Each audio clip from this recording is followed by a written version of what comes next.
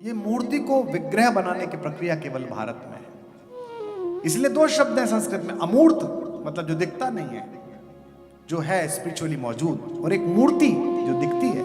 मूर्ति और अमूर्त के बीच हम खड़े हुए हैं। अगर हम इतने बड़े शक्तिशाली हैं, इतने बड़े साधना संपन्न हैं कि ध्यान लगाए ईश्वर प्रकट हो, अमूर्त में चले जाओ। सामान्य हम जैसे मनुष्य हैं, मूर्ति स्थापित करो, उसके सामने चले जाओ कि तू ही मेरा भगवान है। दोनों तरह से सुना जाएगा, दोनों तरह से माना जाएगा। धर्म की सबसे बड़ी व्याख्या अगर प्रकृति में देखनी है कैसा होना चाहिए, तो एक विग्रह अगर बनाया जाए, एक मूर्ति अगर बनाई जाए, तो उस मूर्ति का नाम है राम। इसीलिए श्रीमद् वाल्मीकि रामायण में वाल्मीकि जी कहते हैं रामो विग्रहवान धर्म, राम धर्म का विग्रह है। अब बताएं मूर्ति और विग्रह में क्या अंतर है। मूर्ति में जब प्राण प्रतिष्ठा हो जाए तब वो विग्रह बनता है।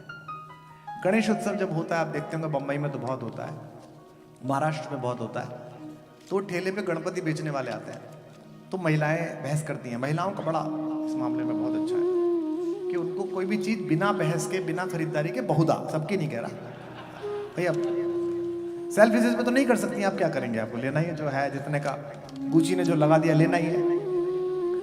पर हाँ, कहीं जाएंगे किसी, हमारे भारत में तो बहुत है कि बहस करनी है। डायमंड में आप बहस नहीं करते, जो बोल दिया उसने ले लो, कार्टन में जो दे दिया ले लो, पूछा भी नहीं कि 18 कैरेट है कि 20 है क्या है, बस ले लो। लेकिन सब्जी वाले के जाओ तो फिर उससे जरूर कहते हो, अरे इतने के बैंगन क्या, वहां तो इतने के मिल रहे थे, बेचारा वो बहस करता है। तो जब गणपति की मूर्ति बेचने वाले आए तो महिलाएं क्या बहस करती हैं, भैया ये वाले कितने के दिए, तो कहता है बहन जी ये 5,000, ये गणपति ये 5 के हैं, 2-2 हजार के मारे मारे फिर रहे, गणपति को बोल रही है वो, बताओ क्या वो गणपति का अपमान कर रही है? नहीं, वो मूर्ति का तोल मोल कर रही है, वो मिट्टी का तोल मोल कर रही है। लेकिन यही मिट्टी से बनी हुई आकृति जब घर के मंदिर में रख दी जाएगी और इसमें मंत्रों के द्वारा प्राण फूंक दिए जाएंगे, जब सुबह शाम इसे भोग लगा दिया जाएगा, जब पट मंगल कर दिए जाएंगे, तब 5 दिन इसी गणपति से ये आनंद प्रेम हो जाएगा कि जब इसे घर वाले लेके चलेंगे तो छोटे छोटे बच्चे रोएंगे और कहेंगे कि अगली साल जल्दी आना। ये मराठी में बोलेंगे अगली साल जल्दी आना। इसका मतलब मूर्ति को विग्रह बनाना। आप पश्चिम के खूंटे पर बैठे हुए हैं जो पिछले 400-500 साल से खुद को ज्ञान का केंद्र बताता रहा है, तलवारों के बल पर, वर्चस्व के बल पर। लेकिन आप में और जहां से हम आए हैं उन दोनों में यही अंतर है।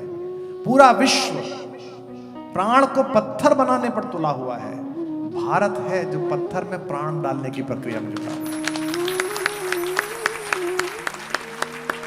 अरुण योगीराज ने जो प्रतिमा बनाई थी, प्राण प्रतिष्ठा के बाद अगले दिन ही उसने कहा ये वो प्रतिमा नहीं है जो मैंने बनाई थी। और आज आप अयोध्या जी जाइए, भगवान के सामने खड़े होइए तो आपसे बात करते हो, आपका दिन तय होता है उनकी मुस्कुराहट से कि वो कैसे बात कर रहे हैं।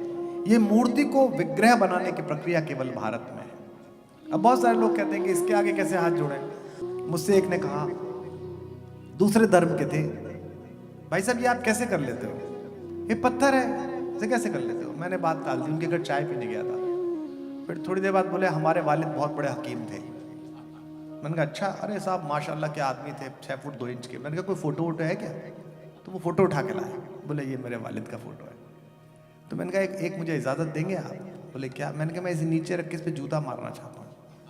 बोले आप क्या बदतमीजी की बात कर रहे हैं, बेगैरत बात कर रहे हैं आप मेरे दोस्त। मैंने कहा नहीं, ऐसा मैं मारना नहीं चाहता हूँ, ऐसी मेरी इच्छा नहीं है। जैसे आप अभी प्रतिक्रिया में आए जो कि वालिद तो है नहीं, ये तो वालिद का फोटो है, इसके बाद भी आपका कनेक्शन जुड़ा हुआ है वालिद से कि ऐसा कुछ नहीं कर सकता। तो जिसे आप कह रहे हैं कि वो राम तो है नहीं, वो ऐसे ही मेरा वालिद है, वो मेरा पिता है, मेरा उससे कनेक्शन जुड़ा है। मूर्ति माध्यम है उस अमूर्त से मिलने का। इसलिए दो शब्द हैं संस्कृत में, अमूर्त मतलब जो दिखता नहीं है, जो है स्पिरिचुअली मौजूद, और एक मूर्ति जो दिखती है। मूर्ति और अमूर्त के बीच हम खड़े हुए हैं। अगर हम इतने बड़े शक्तिशाली हैं, इतने बड़े साधना संपन्न हैं कि ध्यान लगाए ईश्वर प्रकट हो, अमूर्त में चले जाओ। सामान्य हम जैसे मनुष्य हैं, मूर्ति स्थापित करो, उसके सामने चले जाओ कि तू ही मेरा भगवान है। दोनों तरह से सुना जाएगा, दोनों तरह से माना जाएगा। राम विग्रहवान है धर्म के रूप में, एक ऐसा आदर्श जिसने पुत्र के रूप में, पिता के रूप में, शिष्य के रूप में ऐसे काम किए हैं जो आपकी आदर्श संहिता में जा सकते हैं। एक प्रतिमा नाटकम नामक भास का नाटक है, उसमें वनवास के समय लक्ष्मण कहते हैं कि आप काहे के मर्यादा पुरुषोत्तम है, ये क्या टांगे फिरते हैं आप धनुष, आपके घर में अन्याय हो रहा है, आप कुछ कर नहीं रहे। अरे बंद करिए इन पिताजी को, दिमाग खराब हो गया इनका, और इस माता को जेल में डालिए और भरत को गिरफ्तार करिए। प्रतिमा नाटकम में कहते हैं, तो भगवान कहते हैं कि किसके बारे में बोल रहा है बता। मैं बोले तीर मारिए, बोले किसको मारूं, और कितना सुंदर बोले हैं। राम कहते हैं कि उस मां को तीर मारूं जो अपने दिए हुए वचन को मांगी तो रही है, जो वचन दिया तो लेना पड़ेगा। उस पिता को तीर मारूं जो रघुवंशियों की परंपरा पूरी कर रहा है कि प्राण जाए पर वचन न जाए, कुल रीतिदा चली आई, और अंतिम भरत के लिए कहते हैं अनुपस्थिति में, या उस भरत को तीर मारूं, पाप भी जिसकी परिधि और जिसके फ्रेम से बाहर खड़े होकर प्रतीक्षा करता है कि सबके हृदय में चला जाऊंगा, इसके मैं नहीं जा सकता, उस भरत को किसको मारूंगा। विश्वामित्र आए लेने के लिए, तो दशरथ ने कहा कि 15 साल का लड़का है, प्राणों का प्यारा है, इसे क्यों ले जा रहे हैं, सेना ले जाइए, मुझे ले जाइए। विश्वामित्र अड़ गए, बोले नहीं इसे लेके जाऊंगा। तो दशरथ ने पूछा ऐसा इसमें क्या खास आपने देखा जो मैंने नहीं देखा। तो वो कहते हैं कि 4 चीजें हैं जिनमें से एक आ जाए तो आदमी अहंकारी हो जाता है। इसके पास चारों हैं फिर भी ये विनम्र है। सबसे पहला यौवन, जवानी। सोच के देखिए जो पुराने लोग हैं 19-20 साल की उम्र में कैसे थे, हैं? इसी लंदन में जितने बच्चे पढ़ने आते हैं, जितनी लड़कियां हैं लड़के हैं, इन सबको इनके घर वाले कहते हैं ठंड लग जाएगी, ठंड लग जाएगी। बाद में खांसते रहते हैं, दवाइयां लेते रहते हैं, लेकिन खुले गले घूमते रहते हैं आराम से। अनिल जी, यही वो दिन है कि जब नंगे बदन छत पर टहलते थे, यही वो दिन है कि छाती में खांसी बैठ जाती है ना। लोग कहते हैं ना सब, हमारी उम्र के लोग अब कहते हैं 50 वाले 60 वाले, अब बात गोलगप्पों में वो मजा नहीं रहा, पहले गोलगप्पे नहीं भैया, स्वाद नहीं बीता, तुम बीत गए, स्वाद वही है। कालो न जातो वयमे च याता, भर्तृहरि ने कहा काल नहीं बीता। भर्तृहरि के 300 श्लोक हैं। भर्तृहरि एक राजा था उज्जैन का, वो जब प्रेम में था तो उसने श्रृंगार शतक लिखा, प्रेम के 102 श्लोक, भयंकर प्रेम है, इरोटिक प्रेम। फिर वो राजा हो गया तो उसने नीति के 100 छंद लिखे, अद्भुत नीति, देश कैसे चलना चाहिए। फिर एक दिन अचानक सन्यासी हो गया। सन्यासी क्यों हो गया?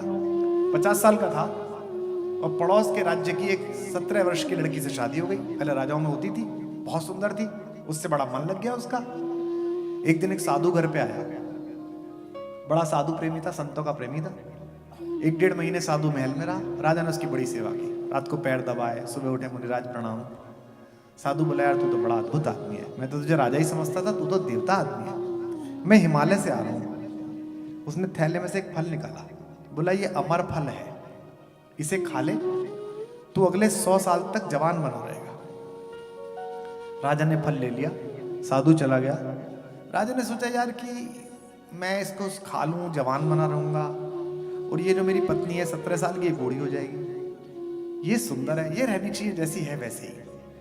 तो उसने अपनी पत्नी से कहा ये साधु दे गया, इसे तू खा ले, तो 100 साल तक युवा रहेगी। उसने रख लिया। अब वो 17 वर्ष की लड़की थी, चंचल।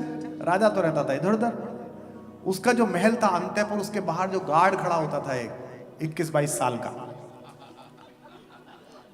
उसके साथ उसका अफेयर था। उसने कहा उससे कि देख मैं चाहती हूं तू ऐसा ही जवान बना रहे जैसा तू है, ये राजा तो बुढ़ा है, मर जाएगा तो तू ये फल खा ले। वो ले गया। वो रानी की सेवा करता था लेकिन वेतन के चक्कर में करता था। उसका प्रेम था एक वैश्या से। उसने वैश्या से कहा कि तेरा जीवन चल जाएगा, तेरा धंधा चलना चाहिए, जब तक जवान रहेगी तब तक चलेगा, ये फल अमर फल है, तू खा ले। वैश्या ने रख लिया। वैश्या ने सोचा कि कितना घटिया जीवन है मेरा, मैं शरीर बेचती हूँ पैसे के लिए, ये राजा कितना उदार है मेरा, ऐसा राजा रहना चाहिए। हमारा क्या है, अब तो जीवन गंदा ही है। वो अगले दिन राज्यसभा में गई, कहा भगवान आप इतने बढ़िया राजा हैं, ये अमर फल है, ये आप खा लो। भर्तृहरि ने फल देखा, बोले ये तो वही है। उसने वैश्या से पूछा कहाँ से आया है? उसने कहा ये मत पूछो। बोले नहीं बता दे, ये बता दे। उसने कहा मेरे प्रेमी ने दिया है। बोले बुलाओ। उसे बुलाया, इंट्रोगेशन शुरू हुआ, किसने दिया है? बोले महाराज मत पूछो वरना फल की जगह मुझे ही खा जाओगे। उसने कहा नहीं, तुझे प्राण दान दिया, बता किसने दिया? बोले महारानी ने दिया। तो राजा ने एक श्लोक कहा कि माम यचन्ते अति मनसा, मैं जिसे सोचता हूँ, जिसका भला सोचता हूँ, वो किसी और का भला सोचती है। वो जिसका भला सोचती है वो किसी और का भला सोचता है, और वो जिसका भला सोचती है वो किसी और का भला सोचती है। दिक माम चे, मुझे धिक्कार है। इमाम चे, इसे धिक्कार है। वयाम चे, सर्वाम चे, सबको धिक्कार है। और राजा ने उसी क्षण अपना सिंहासन छोड़ा, जंगल में निकल गया और नाथ संप्रदाय का बड़ा साधु बना भर्तृहरि। तो जवानी जब आती है, राम को लेने के लिए गए विश्वामित्र। कहा चार चीजें पागल कर देती हैं दशरथ, तेरे लड़के के पास चारों है, लेकिन कितना विनम्र है कि चरणों में बैठ जाता है। तो राम के पास यौवन है, 16 साल का है। यौवनम, धन। दूसरी चीज है धन, वो भी पागल करता है। तीसरी चीज है संपत्ति। संपत्ति आ जाए आदमी के पास, पुरानी बाप दादों की, फिर उसका देखो कितना दिमाग खराब रहता है। और अंतिम चीज है प्रभुत्व, मालिक होना, अधिकार होना, प्रभुत्व पाना। युवराज है, अयोध्या की सेनाओं का सर्वोच्च सेनापति है, अयोध्या की गुप्तचर विंग का हेड है। राम गुप्तचर विंग के हेड बनाए गए थे 15 वर्ष की आयु में। चार चीजें हैं। जरा सी सत्ता आती है, जरा सा सरकार मिलती है। आपने तो व्यापार करते हुए देखा है, मैंने तो मैत्री में देखा है कि जरा सी सत्ता आ जाए तो कितना दिमाग खराब होता है, चूहे के बराबर की कत्तर। और ऐसा पागलपन छा गया कि पता नहीं क्या हो गया। उधर वो हाथों में पत्थर बदलते रहते हैं, इधर भी अहले जुनू सर बदलते रहते हैं। ये दबदबा, ये हुकूमत, ये नशे दौलत, किराएदार हैं, सब घर बदलते रहते हैं।